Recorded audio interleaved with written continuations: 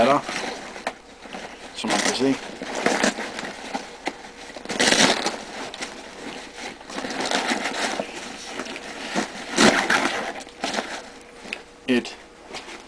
et skillerum.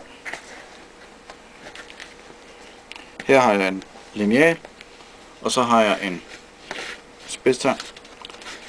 Det er meget rart at bruge, når man skal lodde noget, fordi ens fingre er lidt for store til, at man kan få fat i de små ledninger. Om på den her side er et af de ting, som jeg selv har syet, og det er nogle af de værktøjer, som jeg sådan påtænker eller går og bruger i hverdagen. Det panel kan så sidde fast i den velcro, der løber hernede. Et 5 cm stykke velcro, der løber ned i bunden hernede. Nu kan man bedre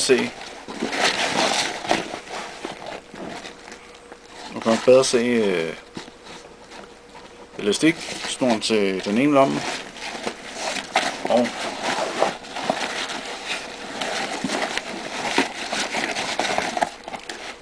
elastik-snoren til den anden lomme her. Det panel, den lomme, som der var herude, den var med skum og beskyttet. Skillerummet mellem det her og hovedrummet er også beskyttet. Det vil sige, det lille rum her og selve hovedrummet, der er også skum i. I den side herover er der også lagt skum i, så man kan faktisk få beskyttet sin computer fra mange steder af. Det eneste man skal være opmærksom på er, at hvis computeren er for stor, så er der ikke skum i bunden. Da tasken er produceret i USA af Maxpedition, så er det åbenbart sådan, at man har noget, der hedder CCW, Concealed Carrier Weapon, og der fås nogle forskellige lommer. Jeg kan sige, at der er et andet firma i Danmark, der hedder GTG Gear. Links og andet vil blive vist i kommentarfeltet. Men der, for at komme tilbage til CCW, der er mulighed for at sætte en revolver inde i her.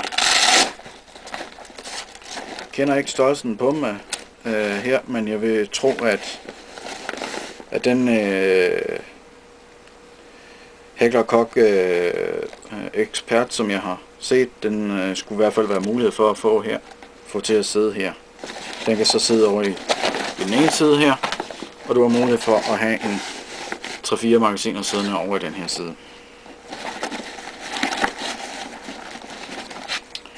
Som sagt, Maxpedition, og tasken er virkelig velproduceret. Det er som standard 1000 denier, at de kører med, og det er sådan noget teflonbelagt noget, som gør, at man faktisk ikke kan gøre dem beskidte. Jeg har valgt ikke at have det som en taske, jeg bare altid kører med i bilen, op på sæderne eller har dem pæne steder. Og efter en 3 ugers tid ser bunden sådan her ud her. Ikke nogen slidmærker. Ikke noget, der sidder og stadigvæk er der. Den er resistent faktisk over for snavs. Den bør ikke vaskes, for den er belagt med noget teflon, som sagt skulle gøre den mere resistent. Den syning, som der er her, er det velcro-panel, som divideren er sat fast med. Som en ekstra ting, kan man sige, så er der nogle små teori ting, eller anti-teori. Det er, at du kører den her igennem begge to,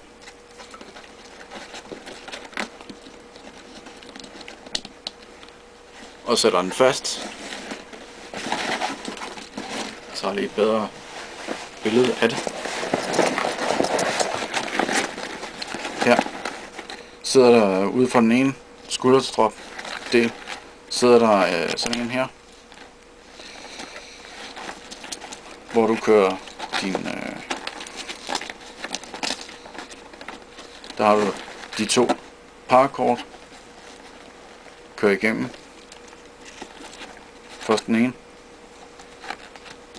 og så den anden, og sætter den fast. På den måde er den sikret. Det jeg så kan se som et problem, det er, at den er sikret i bagerste del, hvis man bærer den i højre hånd, men er sikret i den forreste, hvis man bærer den i venstre hånd. Man kan også gøre noget andet noget, og det vender jeg tilbage til, fordi samme låsesystem gør sig gældende ved den der admin-lomme, den store lomme. Der har du også muligheden for at låse dine ting.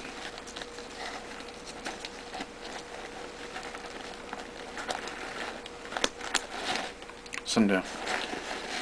Det smarte ved det her, det er, nu tager du din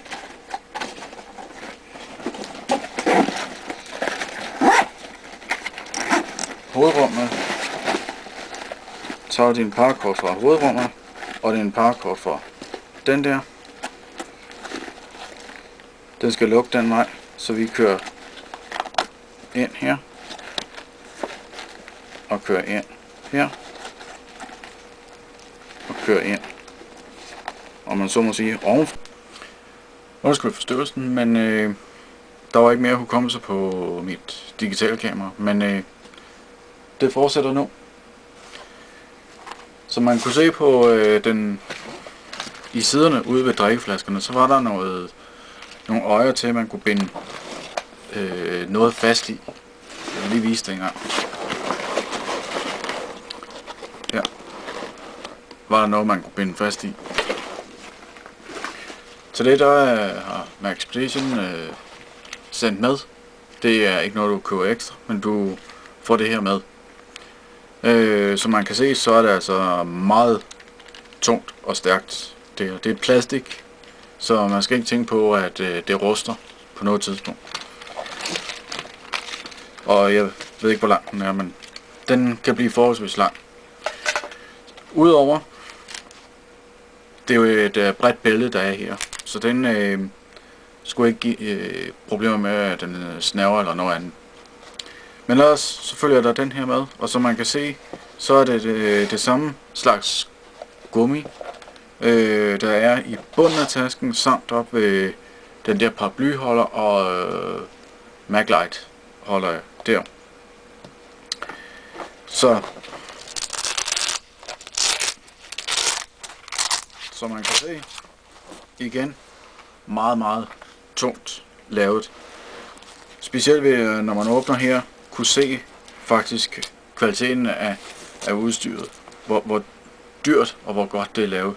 Altså, jeg ved godt, det lyder lidt mærkeligt, men prøv at nyde syningerne her, hvordan det er lavet.